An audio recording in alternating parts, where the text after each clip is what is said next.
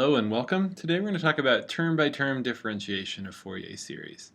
Now this title, it's probably giving you some pause here, what the issue is here. So it should give you a little question mark of what's the deal here, right? So for instance, we have our f, which is some function f of x, which we'll say is on 0 to L.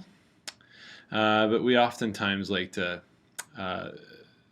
extend that out to negative L and do some sort of periodic extension. So it is a periodic extension.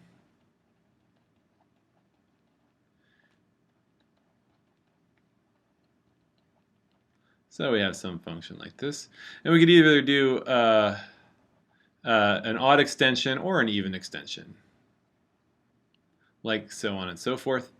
So if f of x tilde is that periodic extension, we can write down f tilde of x is equal to, and we also have to remember that f of x tilde has to be piecewise smooth, right? It has to have only finitely many jump discontinuities, and the derivative of f prime has to also have only finitely many discontinuities. Okay, so f tilde, the periodic extension, which will keep going like this, it'll just keep going like that on forever. There's 3L, will be a0 plus the sum n equals 1 to infinity of an cosine n pi over L x plus bn sine n pi over L x. All right, so in the case of an odd extension, we'll only have sine terms. And if it's an even extension, it'll only have cosine terms. But if it's a function that's defined from 0 to L and it's neither odd nor even, we'll have to consider both sine and cosine terms. So it really depends on the case, but we can do all three of those options over and over again. So we just make the periodic extension out of a function defined on negative L to L, or an odd and even extension over 0 to L that's extrapolated to odd or even for 0 to negative L. All right, so there's our Fourier series. So the question then is, we said it was piecewise smooth, which means we should be able to take the derivative of f prime, and it's going to exist most places.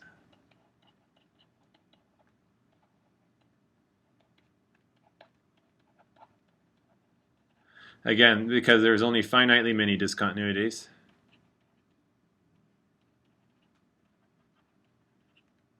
Finitely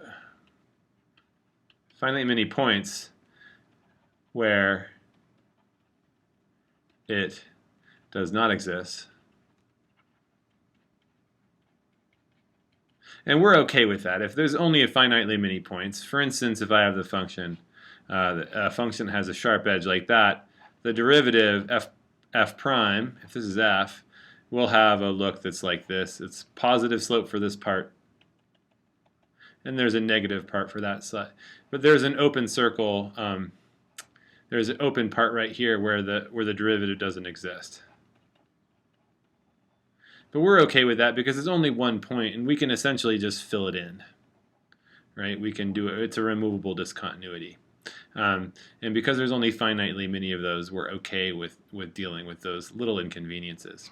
All right, so so f prime exists for most x values. The question then is, and I'm going to put this in a little, so if f prime exists, so what if we assert again now, assert that f prime tilde also is piecewise smooth. Then, of course, f tilde prime now has its own Fourier series, right? We can write down its Fourier series. So let's do that. I'm going to write it down as f tilde prime of x. So I'm going to assert this. We're going to assume, this assert or assume, whatever you want to call it, has its own Fourier series, and I'm going to give it different letters. I'm going to say it's a0 prime plus the sum n equals 1 to infinity a n prime cosine n pi over Lx plus b prime n sine n pi over Lx. All right. So now we have a Fourier series that we can expand for f tilde prime and also for f tilde. The question is there a relationship between these two? And what relation is between these terms? So note quickly that when I put a prime on this a naught, I'm not taking the derivative of this a naught. This is a constant. This is just a notation to indicate that these constants here are related to the derivative of f tilde. So they're just a notational marker, so we can kind of get an idea of what so we can better refer to the objects that we're studying here. Okay, so the question is, what's the relationship between f tilde and f tilde prime? And now we know that the relationship between here and here is a derivative. It's d dx. But what's the relationship between the constants here and the constants there? All right, so let's reframe this, get a new piece of paper. So what I want to write down is I have f tilde, and if I take it through this derivative operation, I get to f tilde prime, except for at those finitely many points. That's good. And then we can also represent this piecewise smooth f tilde as a0 plus the sum an cosine n pi over Lx plus bn sine n pi over Lx, okay? And that goes from n equals 1 to infinity. All right, and so I'm going to put a little dotted line down this. Now, what do we do between these two? I want to know if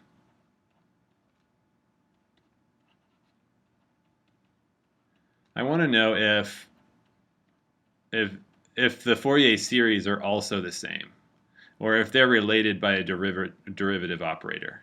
And it turns out it's not necessarily always true that the constants that we can just differentiate. So it's not necessarily true that these constants are related in an easy way. So for instance, what if I tried, I'm going to differentiate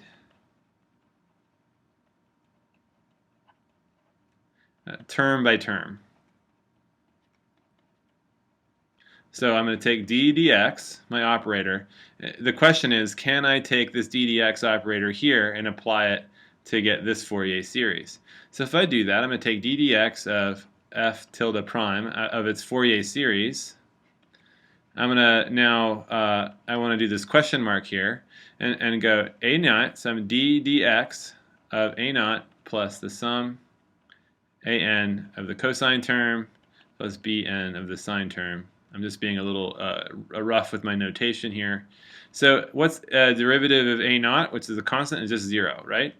And then we move that in, n equals 1 to infinity, and we have an an. And what's the derivative of cosine? It's going to be negative sine. So we're going to have a negative, and then we're going to have an n pi over L, and it's going to be sine n pi over Lx. Okay, so there's our coefficient there. And I want to go plus bn of n pi over L. So I'm taking the derivative of this term here now, times cosine n pi over Lx. Okay, so the question then is, okay, so we see that I want to equate all these terms here. I want to figure out what the relationship is between these terms.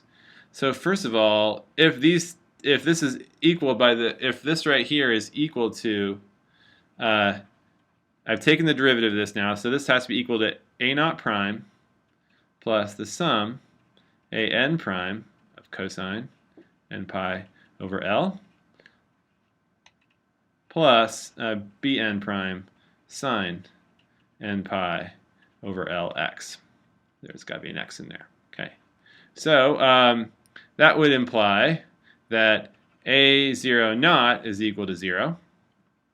We see there's a sine term there, and so that has to be equal to this sine term here. So that implies then that bn prime is equal to negative an, right here, times n pi over L.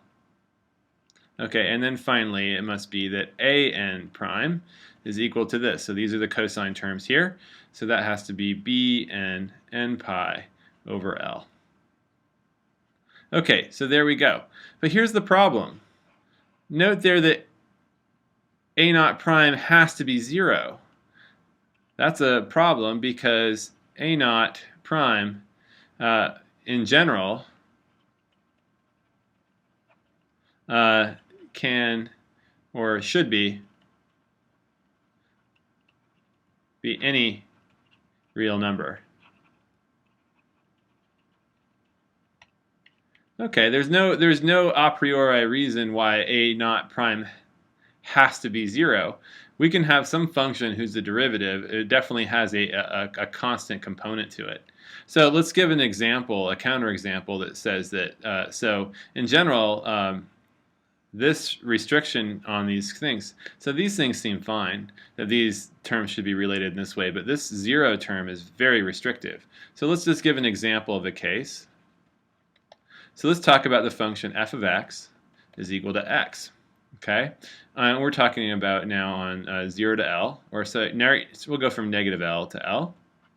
Okay, so that has, so we can write down the function like this. There's 0, there's L, there's negative L, and we put x is the linear thing. And now we're going to take the periodic extension that goes like this. So that's 2L and that's 3L. And it keeps going like that. So this is also called the sawtooth function.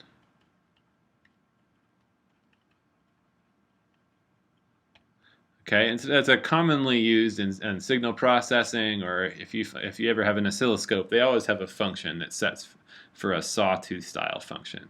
So of course it has a jump discontinuity. All right, so how do we represent the Fourier series of the periodic extension? Well, it's actually a sine series, and that's because it's an odd function. All right, it's an odd function, and so a naught is 0, and so let's represent, and then it's equal to sum of n equals 1 to infinity of bn sine n pi over L x, and the bn is equal to the inner product of x with sine n pi over Lx all over the inner product of sine with itself. And I'll just abbreviate that notation because it's difficult to write. And of course that's equal to, and we can write down the specific formula for it with the inner product is going to be 2 over L integral from 0 to L x times sine n pi over L x dx. We could put that in Maple or Mathematica or Wolfram Alpha or whatever you want, but it turns out it has a really nice, a very easy, it's a calculation that's going to take too long, so I'll just write it down. So it's 2L over n pi times negative 1 to the n plus 1 power. All right, so it's some sort of, that's our terms bn, so we could write that down.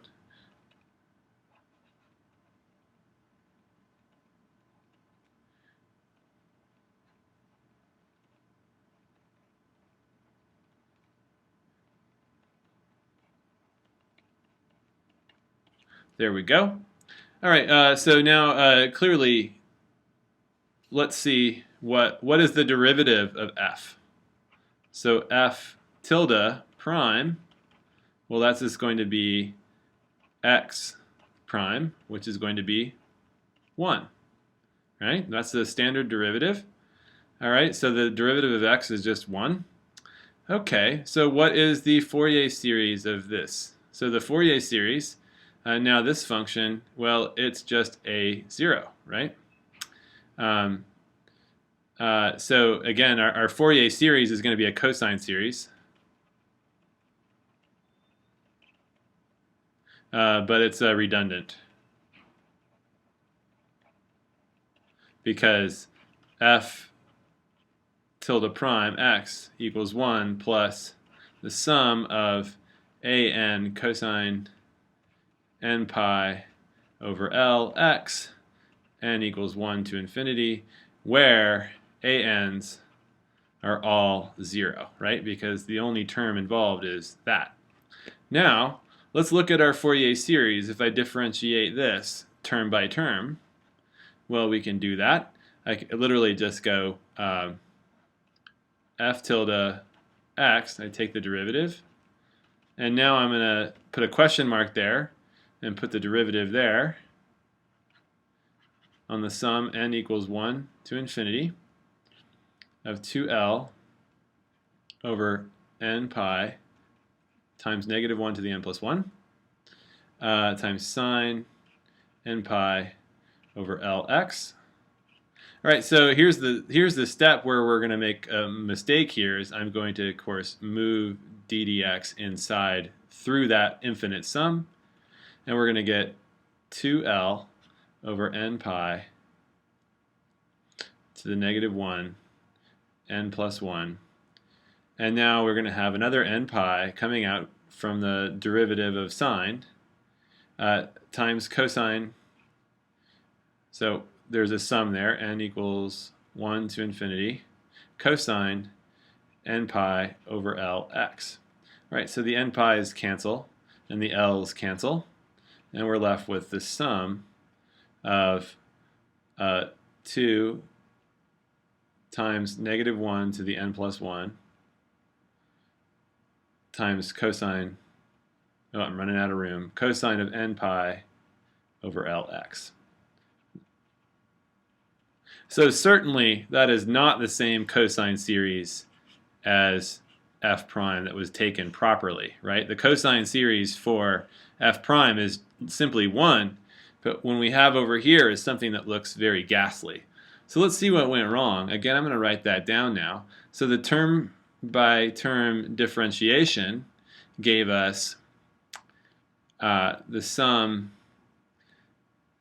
of 2 times negative 1 to the n plus 1 power times cosine n pi over Lx, n equals 1 to infinity, and f tilde prime of x just gave us 1.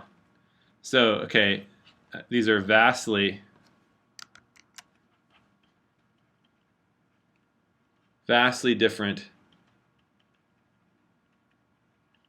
series, and they're definitely not equal, okay?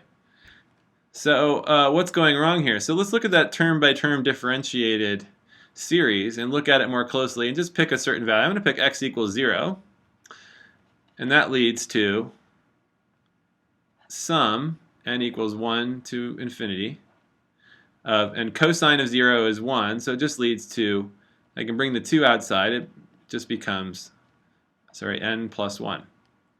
And so this is a series 2 times 1 minus 1 plus 1 minus 1 plus 1 minus 1 plus 1 on forever.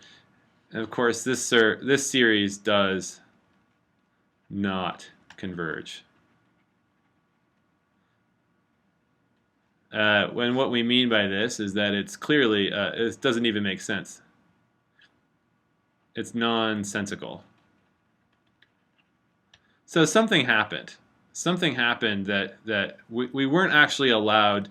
So what happened was when we had the step of taking the derivative and we had a bunch of terms there of n, and it's an infinite sum,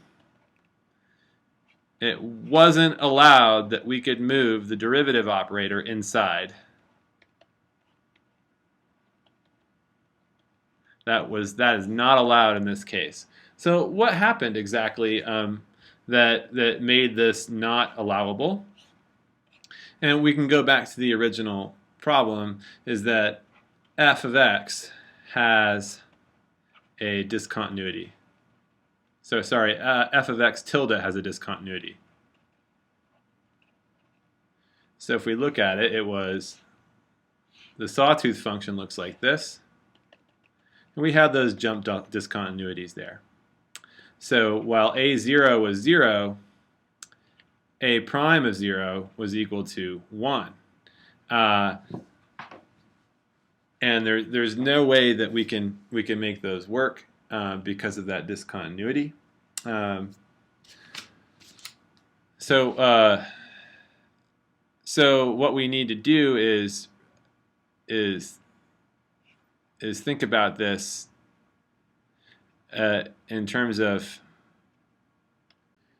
the thing is, in general, anytime you're dealing with a Fourier series that has to represent a jump discontinuity, a function with a jump discontinuity, you're going to have problems with this first term.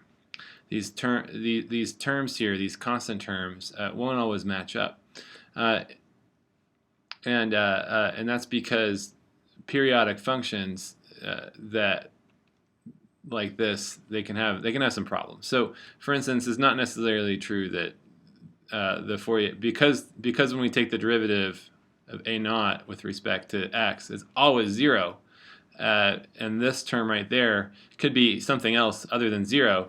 This ends up being the problem. So we have to figure out a way to solve this issue. And so it turns out that it has to do with these jump discontinuities. So let's give a statement of a theorem, which we haven't proven yet, but we just have an inkling to why it's true. So let's just write this down. The theorem is that, first of all, we require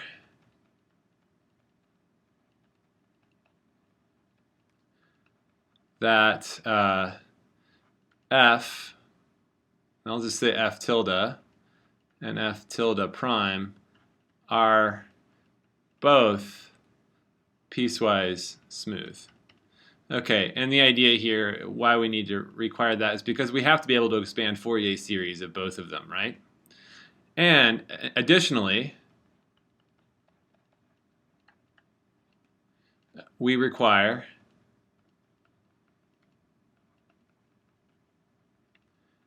f tilde to be continuous. If we have continuity, then, and that's our implication arrow, then we can perform term by term differentiation. Okay, so let's just give another example of why that's true, or how that's true. Let's take now the example of f of x is equal to the absolute value of x, and so we're going to take the periodic extension to be even, and so what we're going to write down there is, there's our function, and that's from L to negative L. And if we do the periodic extension, it's going to create a kind of a zigzag function, so on and so forth, 3L, negative 3L, and so on and so forth, on out forever, like that. Okay, so let's try this. So for instance, this function is continuous. Okay. So let's try taking, so this function is continuous, and we can expand it as a cosine series.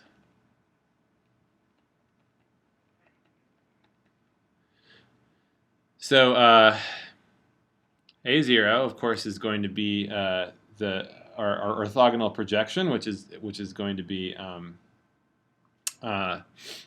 well, we can just take the average value over the interval, so but we can write that down as 1 over L, integral of x over 0 to L dx, which is just going to be 1 over L x squared. Sorry, it's x squared over 2, evaluated at 0 to L, and we get L squared over L over 2, which is just L over 2. So sorry, L squared over L times 2, which is just L over 2. And now for the AN terms, we have to write those down. It's going to be 2L, integral 0 to L, x cosine n pi over L x dx. And if we work through that computation, we find out the following thing is true. It's negative 4 times L over n pi quantity squared. And that's for n is odd. And it's 0 for n even. Okay, so we can write down that series as f tilde of x is equal to L over 2 plus the sum negative 4L over n pi over 2 times cosine n pi over Lx. Okay, and that's from n is equal to 1 to infinity. Sorry, nope, wrong. This is n odd. Okay, I just had to put that down there because the other terms are 0. All right, so now we can try doing the derivative, doing a term by term differentiation. So d tilde f dx. We can now do this.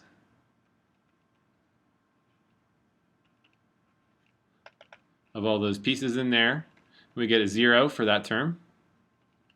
Plus, we get n equals 1 to infinity. And now we take that derivative. So there's a negative 4L over n pi squared times an n pi over L times sine n pi over Lx. And the derivative of cosine is negative sine, so we're actually going to make that a positive because this negative and the negative cancel.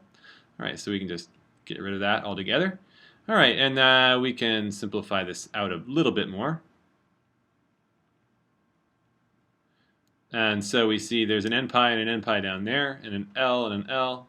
So we just get a 4 over n pi sine n pi over Lx. Okay, so remember that term. So let's get another sheet of paper out. So that's going to be a 4 over n pi sine n pi over Lx. Sum n equals 1 to infinity. And that's what we got from term by term differentiation. The next thing to do is actually just compute df prime dx, which is just d dx of the absolute value of x, which is going to be 1 for x greater than 0, and negative 1 for x less than 0, right? And so it's does not exist at the point x equals 0. But like we said before, that's a removable singularity. We can place any value we want there, and it's something we can ignore. We can set it to be anything. In fact, we can just have it be 1 or negative 1 or something else, 0. So in fact, we could even just put 0 in there, and that would make it fit. So now let's try. So this f tilde prime, is going to be this function. It's going to look like that. And we can make that periodic extension. So that's going to be at 0, L, 2L, 3L, and so on and so forth. That's the periodic extension of f tilde prime. And now we want to compute its Fourier series, and that's going to be a sine series. And that's because what we have here is what's clearly an odd function over negative L to L. So we'll do a sine series. So f tilde prime of x is going to have bn terms equal to 2 over L, integral 0 to L, of 1 times sine n pi over L x dx. And that's simply going to be